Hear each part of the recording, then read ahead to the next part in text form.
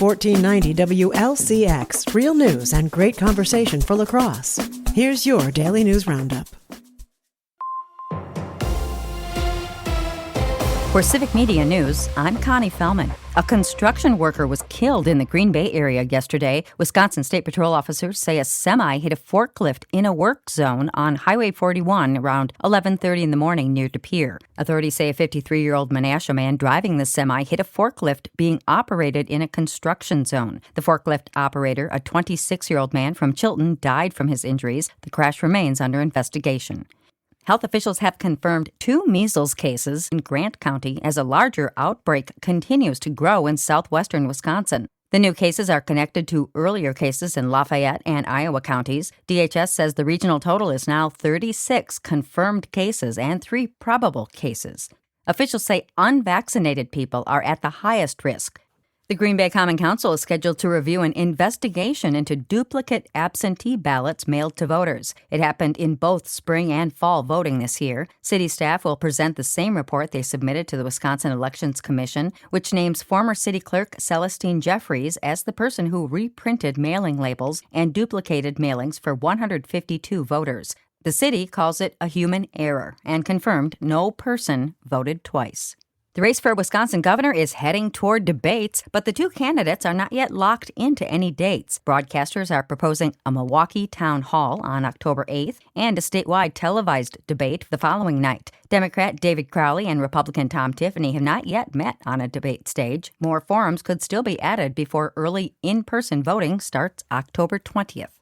A Tomahawk woman is dead after a collision between a UTV and an SUV. It happened on Highway 8 as the woman was driving the UTV across the highway. A 79-year-old passenger from the UTV and the 40-year-old driver from the SUV were also both injured but are expected to recover. Milwaukee County Executive David Crowley visited Eau Claire last week as part of a statewide unity tour following Tuesday's primary. Civic Media's James Kelly has more. Crowley emerged victorious in the Democratic primary for Wisconsin governor last week, narrowly defeating State Representative Francesca Hong. Following the event, he shared his thoughts on the victory just weeks after deciding to exit and then re-enter the race. Well, if you believe it, it can happen. I think that you want to manifest as much as possible, but, we didn't know what we were getting ourselves into when we decided to get, back into this race and pretty much do a 3.5 week sprint. But as we began to travel all across the state, we've seen the momentum, we've seen the enthusiasm. And so, yes, this was a nail biter, but for us to get over the hump and win this primary election, I think this is good for our state.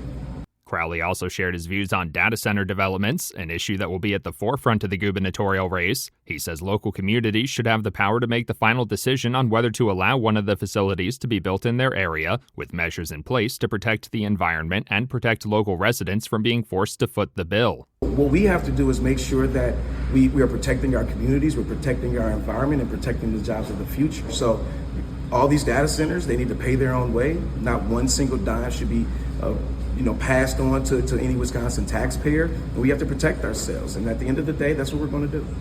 I'm James Kelly for Civic Media News. Crowley will face off with Republican nominee Congressman Tom Tiffany for Wisconsin governor in November. A measles outbreak in southwestern Wisconsin has now reached Grant County, with 2 confirmed cases there. State health officials say those cases are linked to infections already reported in Lafayette and Iowa counties. The outbreak now includes 36 confirmed cases and 3 probable cases across the region. And that's your state news update. I'm Connie Fellman for Civic Media News. A record-setting win for the Crew. Hi, I'm Mike Clemens with Sports Baseball. The Brewers have the best record in baseball, and yet the fewest home runs in the league. Meanwhile, Christian Yelich has been in a slump until last night. 5th inning, runners on first and second. Fly ball, right center, deep. Robles on the run. He looks up. There she goes. Christian Yelich brings them to their feet once again. Home runs by Yelich, Bowers, Lara, 4 in all. The Brewers went on to beat the Marlins 22-0, the most runs scored in a shutout victory in Major League history. Kind of crazy. It happened fast. it's always fun to be on this side of that. The two teams play again tonight at AmFam Field. NFL, the Packers defense getting more physical in training camp practice each day. I mean, Coach made us put shoulder pads on, so I got to make sure they work. So that's all that is. That's all that is. That's Zaire Franklin. With sports, I'm Mike Clemens. That's your Lacrosse News Roundup from WLCX. Find more news anytime at lacrosseeagle.com. Subscribe to this podcast on Spotify, Apple, or wherever you find your podcasts.